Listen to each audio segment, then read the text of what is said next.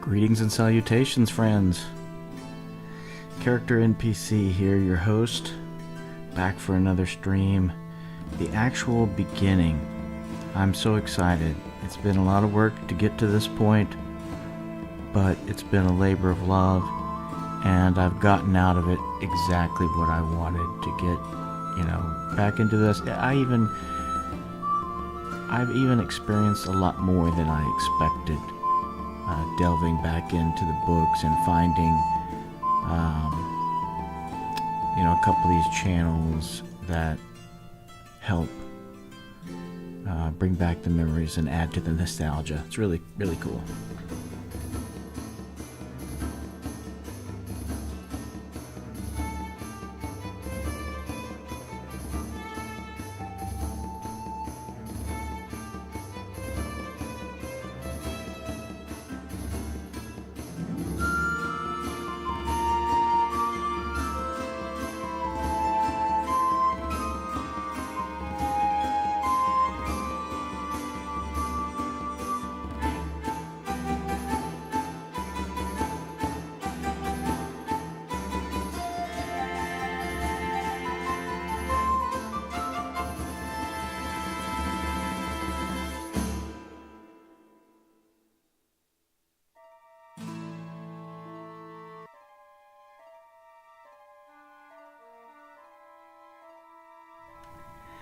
Now, friends, how does it begin? Well, it begins with a little bit of upkeep. I put together a cheat sheet for myself until I get into a rhythm for how the game day is going to proceed. And I'll document time and date first. I'm going to have index cards that I'll use, keep things together, and be able to put it all in after reports and things if I want.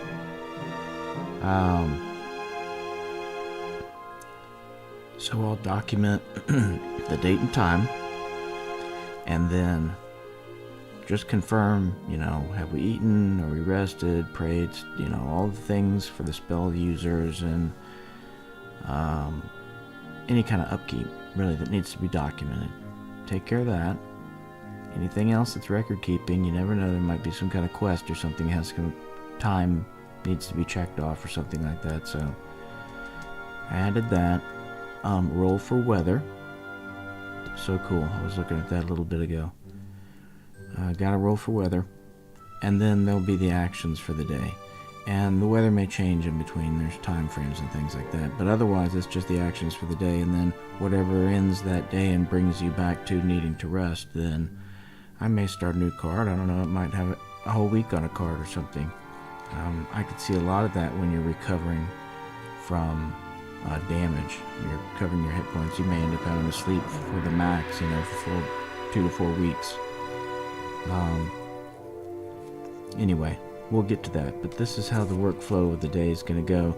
And so that's what needs to be done right now. My starting location, of course, is going to be in Elfwine. I've mentioned that 1,000 times now. Oh, but I was also going to show a little bit more of this campaign map, because I think the world needs to really be introduced here for what it is. And up here in the land of beasts, it's not good. Things are not good out here, right? And this is actually kind of where the Temple of Elemental Evils sources came from, out in this more closer to Arctic and these mountains and things and the wastelands and such.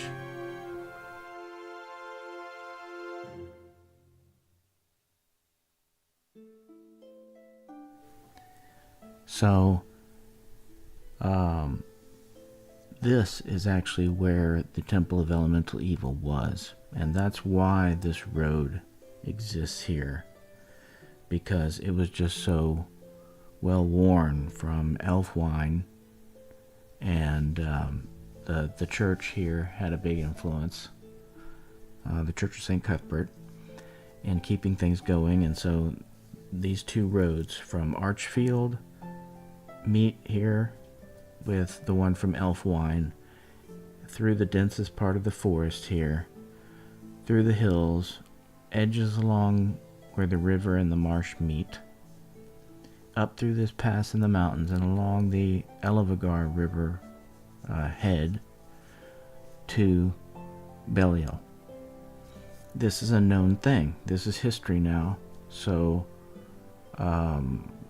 conversations can be had about it. There's known things about this. Back in this direction, the capital, where the Archon Rex is the city of Damkina, Damkina, Damkina, and it's a city on an island in the middle of the vast lake here, so it's well defended. It's been lasting for quite some time, though in my mechanics right now, again, less is more, as I was saying in my last video. I don't need to know a whole lot more than that, right? I have a leadership structure, but I mentioned that this is the capital, okay?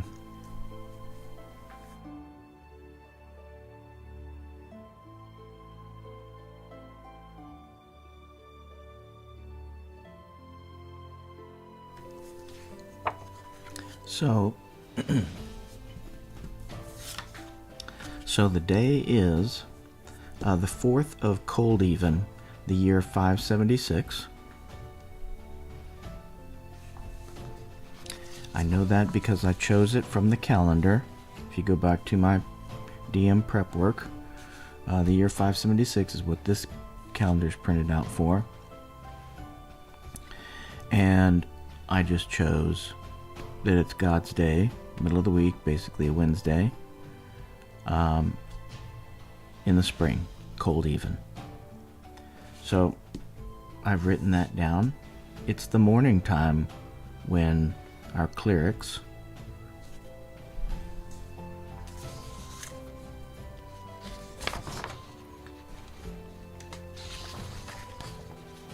Aetbert Cuthman and Willam Pembrook are summoned to go see the priest, the one that's been training them. He's a lesser cleric at the Church of St. Cuthbert of the Cudgel. We call him Father Calmert, and he's the one who basically does the day-to-day stuff at the Church of St. Cuthbert. The current leader is Canon Turgeon, but we won't be seeing him, right? We're called by Father Calmert. And this is not an uncommon thing, right? We were just trained by the guy. Third level cleric, by the way.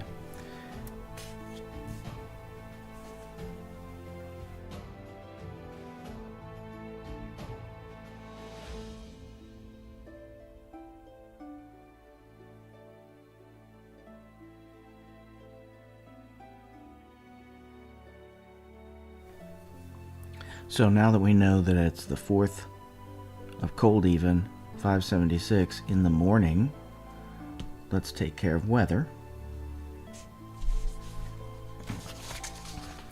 And the way this works is later on, when it's relevant, I can put in these latitude-longitude equations that will drive up the map, because like I said, it's more cold up here. This is the evil, more desolated areas, you might say. But what we do here is we take the time, here it's Cold Even, it says, and this is a base temperature, and we're going to roll a die 8 plus 4,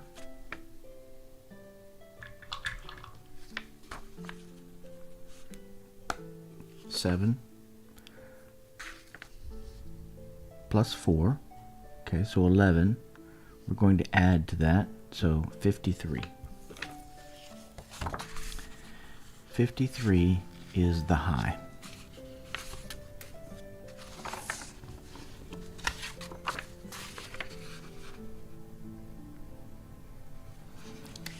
And the low, it says we roll 1 die 10 plus 4.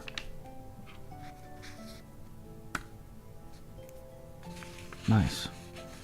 Okay, and we're going to subtract that, I think. Yeah, we're going to subtract 11 from it, so 31. It's going to freeze. This is Fahrenheit, so I'll help you translate into Americanism here, because I'm American. That's our high and our low. So that then is going to contribute to other factors here. The next thing we do is we roll for the sky conditions, D100. And when I roll D100, sometimes I'll roll a 10-sider that's black, but most of the time I roll my 20-sider, and that's the high die. Whenever I'm rolling, I'm thinking, if I don't say it, the 20-sider is the high die. So we roll percentile dice, 30. And cold even, 30 ends up being partly cloudy. Okay, so sky conditions are partly cloudy.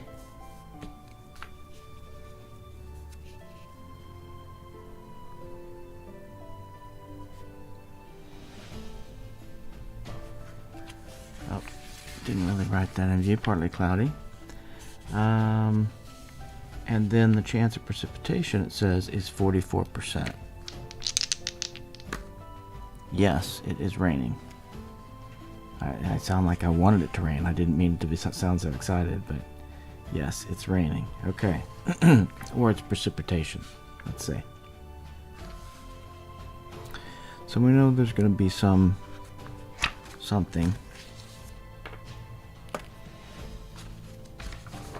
Way to start off a good adventure.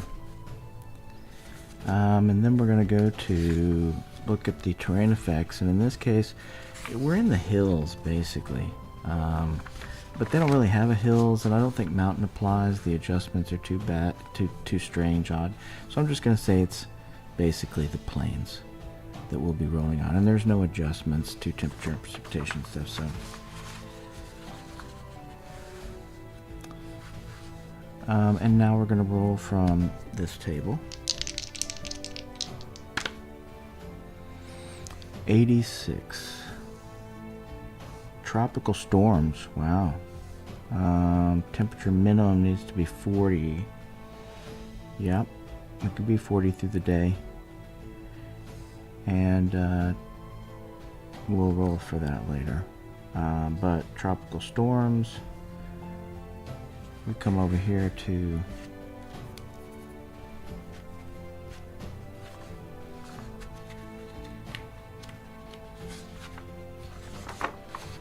that an extreme one? Nope. Here we go.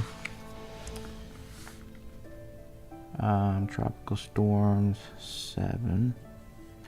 Every 3 turns, a 10% chance of gust damage or wind speed is over 40 miles an hour. I'm not going to deal with this right now. This is a little extreme for the very first roll, but I'm going to play it out here.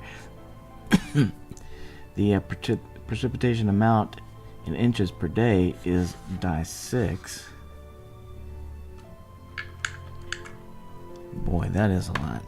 3 inches. Okay. But we still don't know what the duration is yet. Let's figure out what the duration is. Half die 6 days.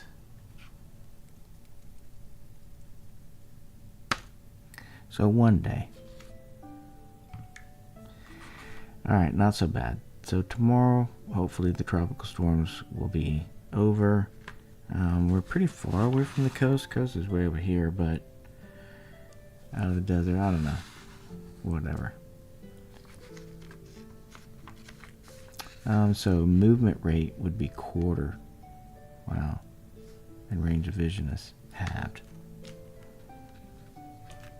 Alright, so we have that, and we'll end up rolling again later, but for now, tropical storms.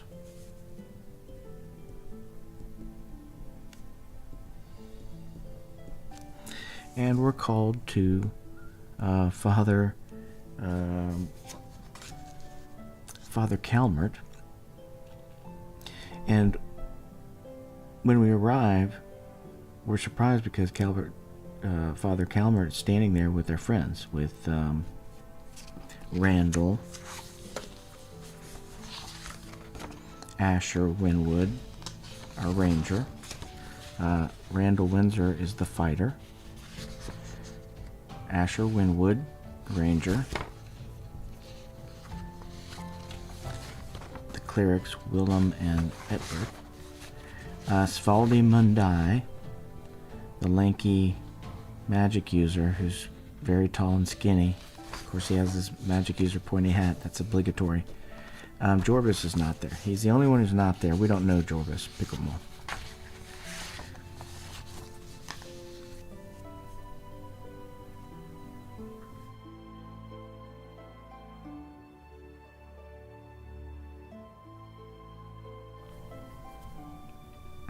And so, Father Calmert says, "Congratulations again, boys, on your, graduation to Acolyte. We just basically got done with our training, all of us, right?" And Father Calmert explains that he has an opportunity for us and says, "Look, I have a lot of faith in you guys. I've done my best to train you. The Church of St. Cuthbert needs a new vessel for holy water. I'll go into the details about what this means here in a minute, but basically to explain it, he's saying, I need you to go down or over to Eritar and bring back the enchanted vessel for the holy water. We're just not able to get enough quickly enough. So bring back the golden vessel. I've seen you guys all hanging out together, and I trust you all, and I know that you'll do your best. So I've gathered you together. I think you can do this with a little bit of extra help.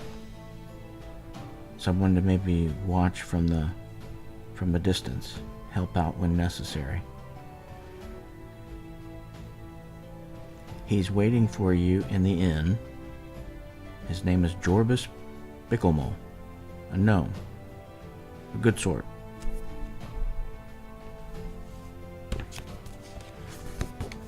And by the inn, of course, we mean the inn in the village of Elfwine, which is the Cock and Cudgel. This is the signpost for the Cock and Cudgel. We know the people who run the inn. We've grown up here. Our families live here.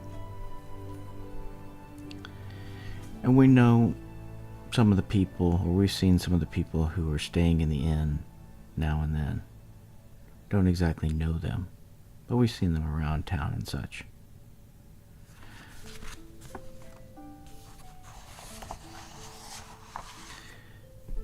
So of course, Aetbert and Willam smile and nod at each other, thinking, man, how could have I ever dreamt this was going to happen? He wants us to go to the inn. All right.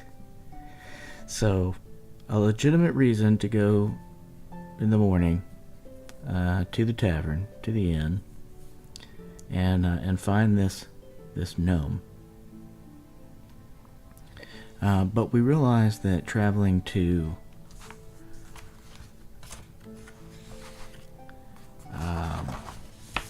that distant to Aratar. I'm gonna have to decide on how I want to pronounce that. Aratar. Aratar. Let's call it that for now. We know the trip to Aratar is going to be tough. This is, we know this to be patrolled because this is the way the merchants come. This is the way supplies and things, trade comes along this river here. The river flows in this direction, even though that's a little north. kind of ignore that.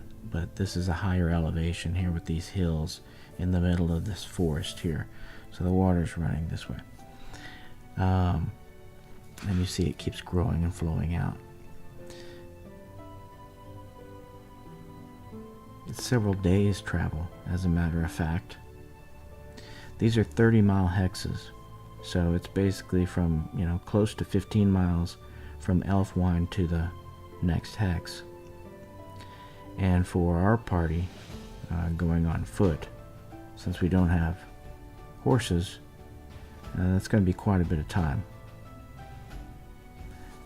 Right now, it's raining, and it's like a tropical storm. So certainly we're not thinking about going out right now. So we respond to Father Calmert, gladly. We're at your service. Can we take a little time to organize and talk to our family before we leave? He says, "Oh, of course. Take what time you need, but come back as quickly as you can. I trust you. I know you'll do your best."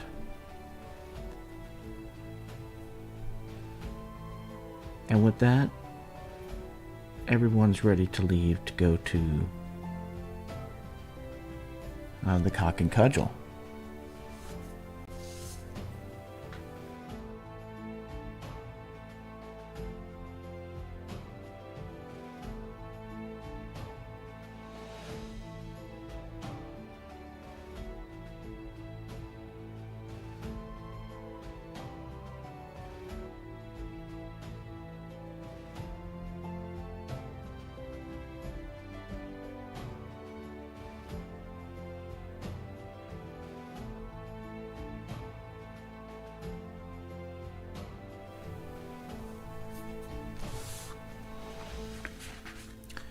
So we leave the church. You can see it down here. The church is well established too. It was crucial in the fight against the leaders of the Temple of the Elemental Evil. If you're not aware of how that storyline unfolds, basically in this area there was an outpost that was created to spy on and extend the evil out in this direction.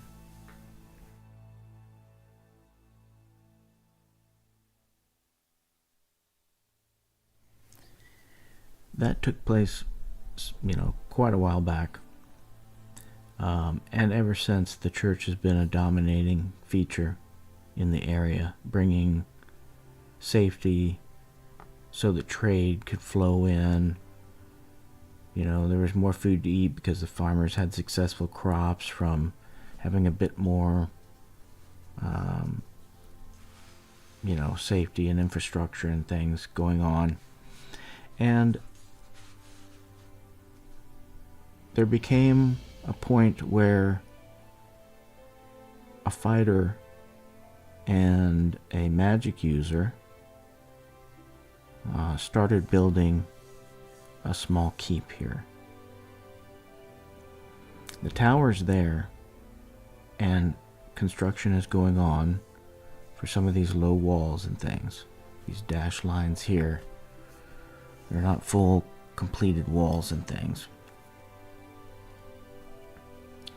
But work is progressing and going well, and things are growing for the village of Elfwine. It's been, some number of years. I don't think any of the characters really know exactly how long it's been since, those bad times took place and are, dead and gone, you might say, right?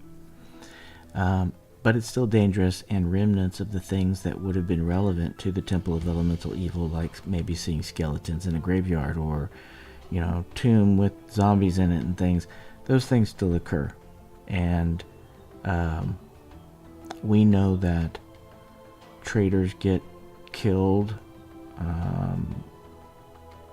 Patrols sometimes don't come back. Individuals who travel sometimes never come back or never heard from again. These things happen. But for the most part, we think of this as a safe place. It's our kind of our headquarters, you might say.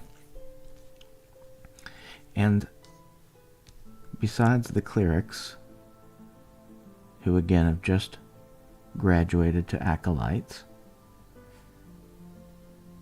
from this church, they've been living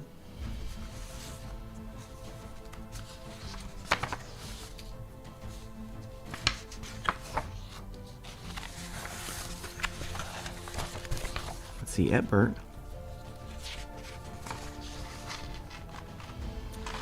He's the son of the smithy here at the blacksmith shop. He grew up here, and we don't have to go into a lot of detail on that for the moment, but know that we have Aetbert Cuthman, the cleric, grew up and lives here still, and his father has a close relationship with the church. He really supports them, and he sent Aetbert to basically become a cleric, not exactly in those words, but he sent him to them. And he would be more than willing to make a donation to the church if he knew it was going to go to the tower or other things, right? He's into that. Willam Pembrook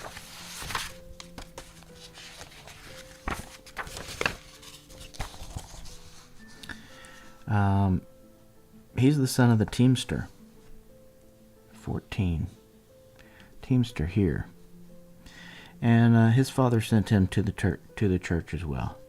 He has some relationship there. We'd have to go look at the module and see what that relationship is. But, again, I'm not doing so much metagaming. These things are already naturally in the module and stuff. I'm just linking things together to give it some structure.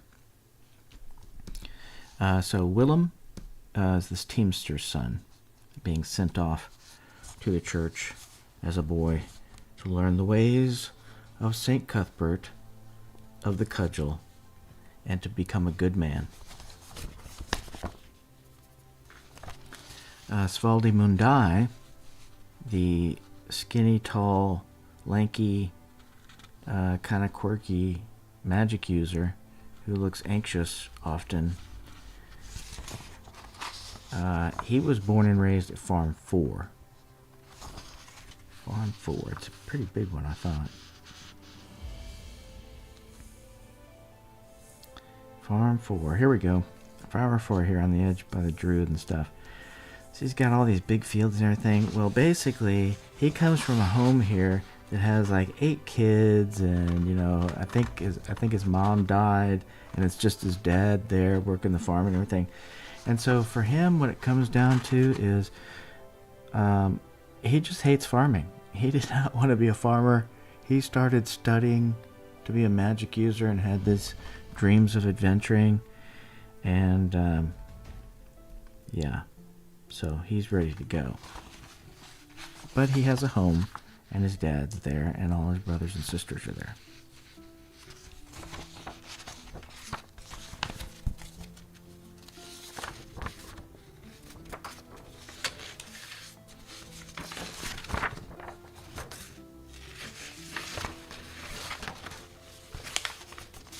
Lots of folding of paper. I love it. Die rolling and folding of paper. Can't beat that.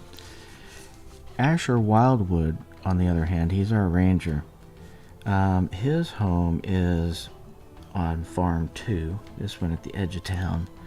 And it's not so well kept. It's in good shape, but it's not great shape, and you can tell it hasn't had the time and effort that this one or some of the others have had in them.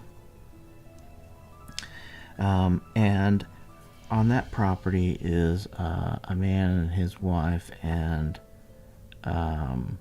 he's retired, an older man who's retired, but a fighter, or a former fighter, and another guy who's a ranger named Elmo.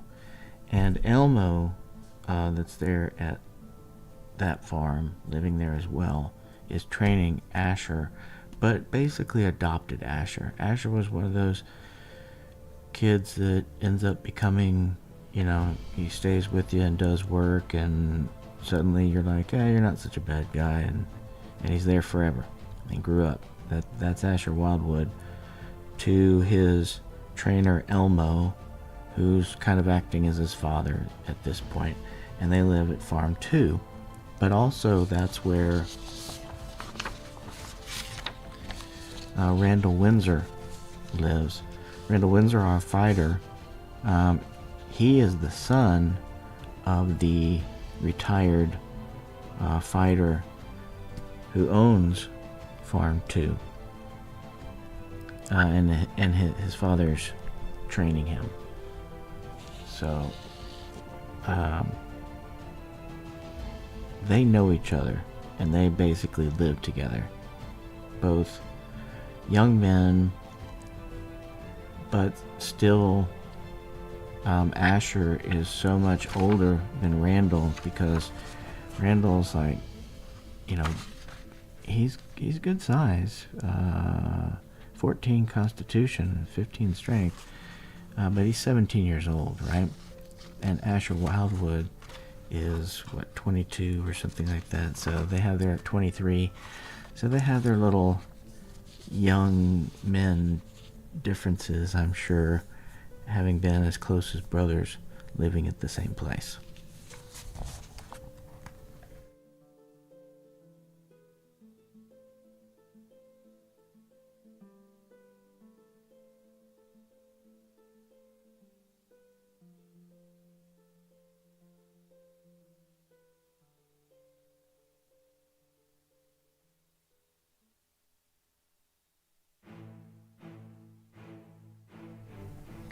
So with the storm and the rain and the wind, we bundle our cloaks around us and we trudge our way up the road from the Church of St. Cuthbert of the Cudgel down the hill and have to cross the ford. So we're super wet. Not a whole lot of fun, but this is the way it is in these times. And curving around the lane here and coming to the crossroads, we finally make it to what is not the Inn of the Welcome Wench in this module, but is the Cock and Cudgel. Where'd that picture go? There it is, the Cock and Cudgel. Our favorite inn and tavern. And we know the people that run it, because we're all from here. Ostler Gundegoot is the owner and bartender, you might say. Goodwife Gundegoot, she runs the kitchen, keeps things going, has all the barmaids and I forget what you call the bus boys. They have a name from Scuttles or something like that. Anyway, keeps them all running around doing their business and everything. And then they've got two daughters who, of course, are eagle-eyed by Goodwife Gundegoot. I'm sure they keep her on short apron strings. So as we make our way in, shake off the rain, get in by the fire, I think. What was it? Yeah, the high was 53, so I'm definitely headed towards the fire and try to warm up a bit while looking around the room for any gnomes.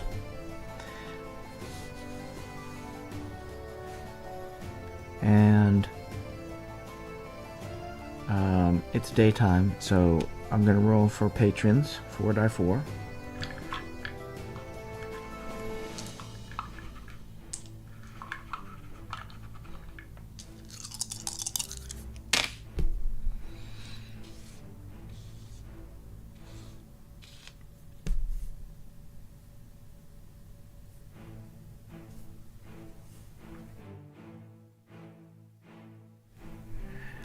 11.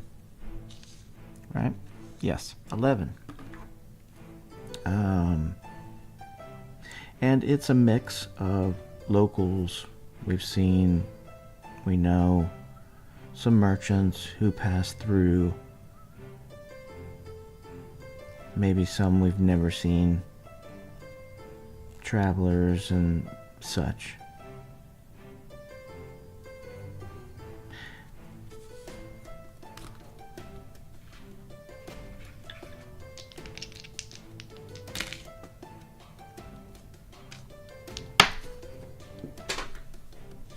Throwing dice.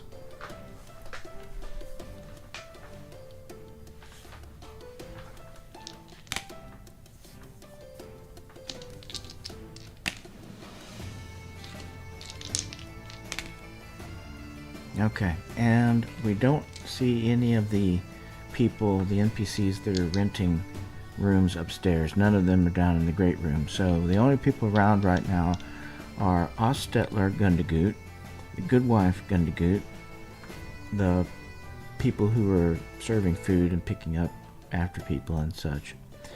And there's 11 patrons in the room. And there is a gnome. There's one gnome dressed in very earthy tones, and you know, if he wasn't so short you could mistake him for a wood elf, but you know, he doesn't look wimpy, looks like he can hold his own. And Aetbert, feeling as though he's the one who's you know, not exactly in charge, because he wouldn't be exactly feeling like I am in charge, but he acts as a leader. He's definitely one to go and do things and be Johnny on the spot with stuff. The whole party's lawful good at this point, so everybody wants to be included in on helping and just general making things better for the common good. But Aetbert Cuthman, he's gonna stride right on over to them and say, "Are you Jorbis Bicklemole?" And Jorbis looks up at him and is like, "Who's asking?" Aetbert Cuthman, the father, what was his name again? Father Calmert sent me. Said you might help us with a delivery that we need to make to the Church of St. Cuthbert. He says, yeah, I can help. So we meet up, sit around a table together.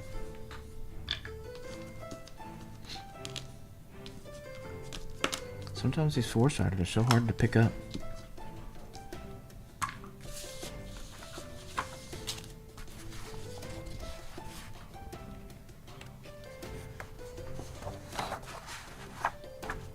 So we're down here in the common room, and the six of us go sit down at this long table right here.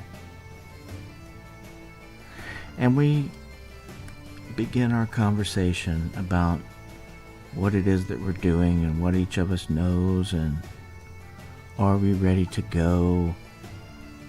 And I think for the most part everyone's ready once the rain lets up. So there will certainly be another day at least waiting for the weather to change. As far as playing the characters, you know, this morning started with everyone already eaten and their normal spells selected, which is easy in this, you know, at this point everybody's first level, right? So I don't think anyone would disagree that just filling in saying this is what spells are there would be an issue. But I think that this is going to be something that should be planned out a little more, and I think that before we leave it would probably be best if we tailor the party and maybe learn about what might be likely to encounter along the way and such. Maybe that would help us, you know, kind of go through the rumor exercise. I'd like to play test that anyway. So we're at 40 minutes. I think I'm going to go ahead and end this here and take a break and maybe do another stream tonight. But the party has...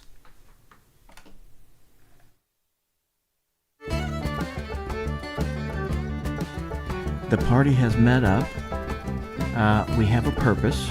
We're going to go get this basin.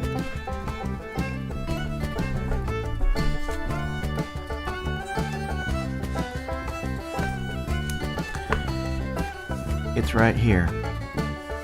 Magical Research, Holy Water, page 115. Page 115 of the Dungeon Master's Guide goes through this. And basically it talks about how there's this whole set of spells and time frame that it takes to create the holy water, but you first have to have the basin, which has rare wood base and pedestal and chest-like holder and lid and all these things, you know, so it really goes into it. It's very cool, super cool.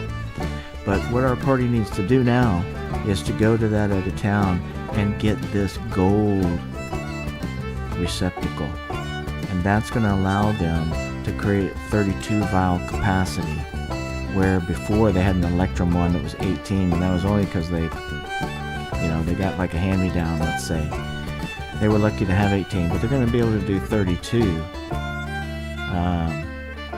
But you see, man, it's going to be pretty heavy. It's probably going to weigh 150 pounds. No, wait, that's the font cost. That's the stand thing.